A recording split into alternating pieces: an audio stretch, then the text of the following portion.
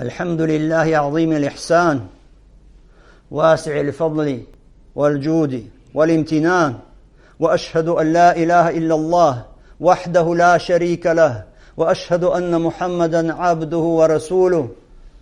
عباد الله, о рабы Аллаха, мы узнали с вами, что самым великим аятом в книге Аллаха Субхану ва Тааля является аят аль-Курси. А из-за того, что он так возвышен, пророк, алейхиссалату вассалам, во многих хадисах побудил нас с вами часто читать аят аль-Курси. Каждый день, как это передано в хадисах, мусульманину желательно прочитывать аят аль-Курси 8 раз. 8 раз. В утренних и вечерних зикрах это уже 2 раза, утром и вечером. После каждого из обязательных намазов это еще 5. Итого 7. И 1 раз, когда он ложится в постель, когда он ложится спать ночью. Что касается чтения аят аль-Курси после обязательных намазов, после каждого из обязательных намазов, желательно читать аят аль-Курси, как это передано в хадисе в Сунан Насаи от Абу Умама аль-Бахили, ради Аллаху та'аля, что пророк, алейхиссалату вассалам, сказал: «Ман кара аят аль-Курси фи дубури кулли салатин мактуба, лам ямнa'ху мин духулил джанна илля ан ямут».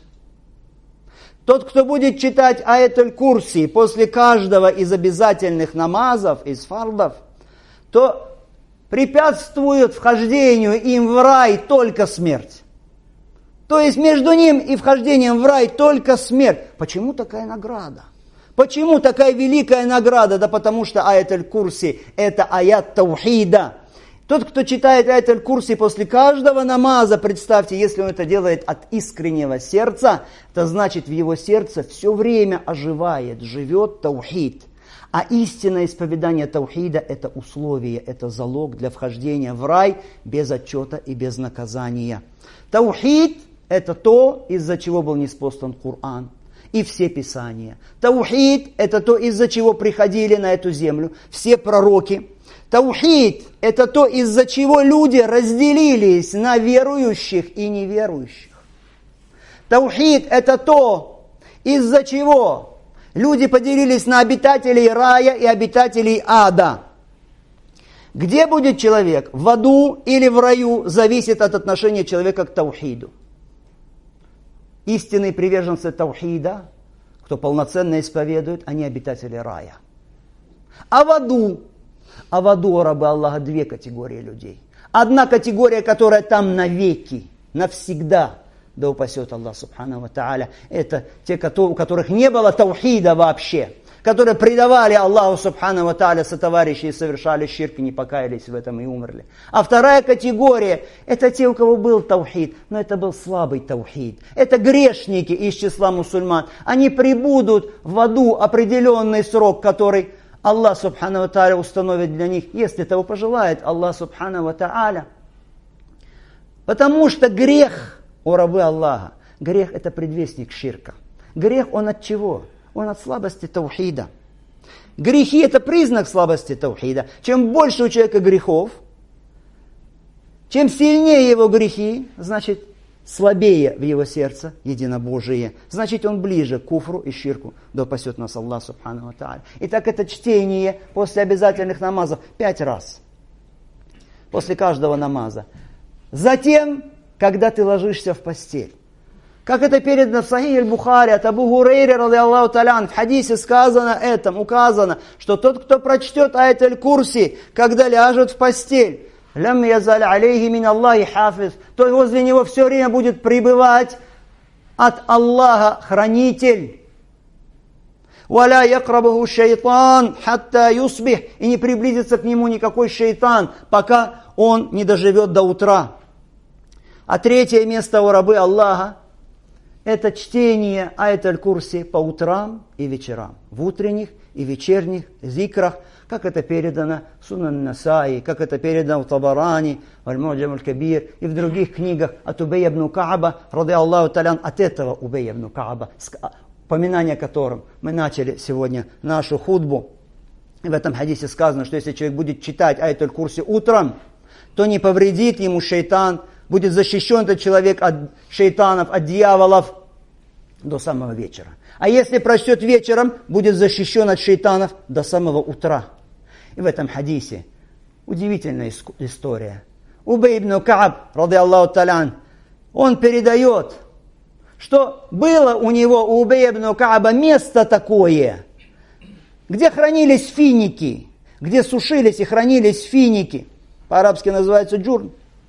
Он приходил в это место, осматривал его время от времени, Убей ибн Кааб. Но вот он заметил, что фиников стало меньше, что они уменьшаются почему-то. И он решил проследить, он решил постеречь. И вот когда он стерег, ночью вдруг показалось какое-то живое существо.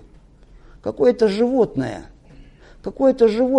которое было похоже на юношу, достигшего совершеннолетия. Что сделал Убей ибн Кааб? Испугался? Многие бы испугались. Но сахаба, сподвижники, в их сердцах таухид, как скала незыблемая. Поэтому полагаются на Аллаха всецело. Поэтому Убей ибн Кааб не испугался. Убей ибн Кааб сказал «Ассаляму алейкум». Он сказал ему «Саляму алейкум» этому существу. Это существо сказало «Ва алейкум ассалям». Ответило на его салам. Убей ибн Кааб сказал «Анта джинни минси». Ты джин или человек? Существо ответило «Джинни». «Я джин», ответило существо. Убей ибн Кааб, Аллаху акбар. Некоторые мужчины боятся тараканов сегодня, Аллаху акбар. Убей ибн, перед ним существо страшное, которое говорит «Я джин». Что говорит Убей ибн Кааб? «Навильный язык, дай мне свою руку». Дай мне свою руку. И взял его руку, и сказано, и вот рука его, оказывается, рука его как лапа собаки. Была лапой собаки. А волосы на этой руке как шерсть собаки. И сказал тогда Убей ибн Кааб, держа его руку, сказал, «Хаза халькуль джин». Это что, так созданы джинны? Аллаху акбар, джинны сильные существа. По идее, они сильнее людей. Но из-за таухида, смотрите, этот джин, он становится слабым в руках Убей ибн Кааба. Он держит его за руку и говорит, «Хаза халькуль джин». Так созданы джинны. Посмотрите, что делает таухид. Но этот джин, он сказал ему, «Кад алиматил джин, аннама фихим раджулун ашадда минни». Знают джинны, говорит этот джин, что нет среди них мужчины более сильного, чем я. Аллаху акбар.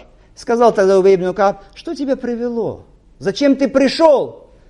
Он ответил, до нас дошло, что ты любишь давать садаку, что ты любишь давать милостыню. И вот мы пришли, чтобы получить что-то, взять что-то из твоей еды. «Фамаю юнджина минкум». А что нас может избавить от вас, говорит Убей ибн Кааб. Что нас может избавить от вас? И тогда сказал этот джин, «Хазиль ая, аллати фи сурат аль-Бакара». Это вот этот аят, который в суре аль-Бакара. «Аллаху ла илляха илля хуа аль-хайю аль-кайюм. Ман калаха хина юмси, уджира минна хатта юсбих. Ва ман калаха хина юсбих, уджира минна хатта юмси». Тот, кто скажет его вечером, будет защищен от нас до утра. А кто скажет его утром, будет защищен от нас, то есть от шейтанов, до вечера. И тогда, говорит Убей, отпустил я его. А потом утром отправился к пророку, алейхиссалату вассалям, и рассказал ему о том, что произошло. И сказал пророк, алейхиссалату вассалям, «Садак аль-хабис». Этот мерзкий сказал правду. Этот мерзкий сказал правду. Он подтвердил, что утром и вечером нужно читать этот аят для защиты от джиннов и шейтанов. Итак, 8 мест у рабы Аллаха, где желательно мусульманину прилежно, постоянно читать аят аль-Курси. Как мы сказали, утром и вечером припоминание Аллаха Субхану ва Тааля, после каждого из обязательных намазов и когда человек ложится в постель.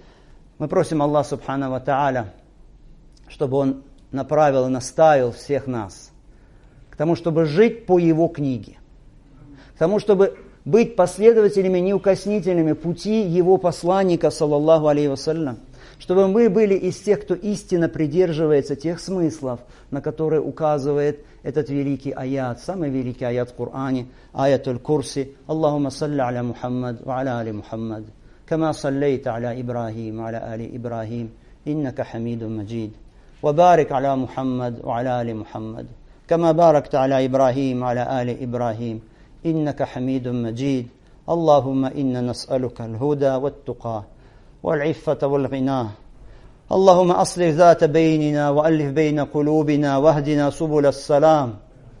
ربنا إنا نسألك الجنة وما قرب إليها من قول أو عمل ونعوذ بك من النار وما قرب إليها من قول أو عمل. اللهم اغفر لنا ولوالدينا وللمؤمنين والمؤمنات الأحياء منهم والأموات. ربنا آتنا في الدنيا حسنة وفي الآخرة حسنة وقنا عذاب النار. وآخر دعوانا أن الحمد لله رب العالمين.